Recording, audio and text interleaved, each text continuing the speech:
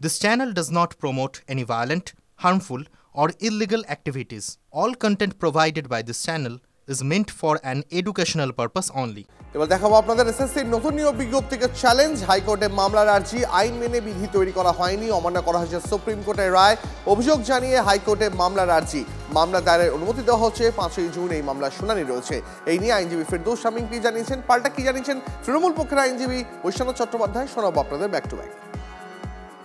2016 সালের সিলেকশন 2016 সালের recruitment rules অনুযায়ী করতে হবে। 2016 সালের যারা পার্টিসিপেটেড ক্যান্ডিডেট ছিল তাদের মধ্য থেকেই নিতে হবে। সকলে যারা যদি একাধিক পরীক্ষা সেরা সাফল্যের সঙ্গী হয়ে তোমার সাথে এসএসসি দর্শন গেটওয়ে অক্সিজন বুকস অংশগ্রহণ করে থাকে, তাকে একাধিক পরীক্ষায় বয়সে ছাড় দিতে হবে যদি তার বয়স পূর্ণ হয়ে যায়।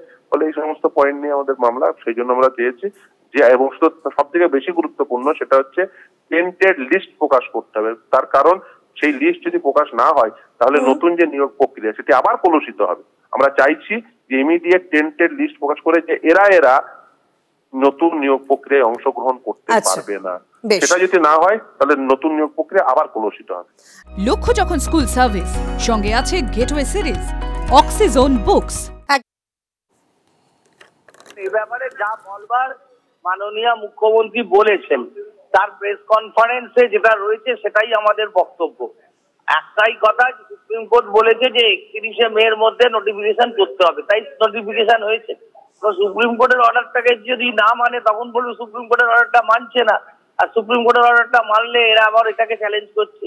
তো আমার বক্তব্য আলাদা করে কিছু নেই, মুখ্যমন্ত্রীর বক্তব্যটাই আমাদের বক্তব্য।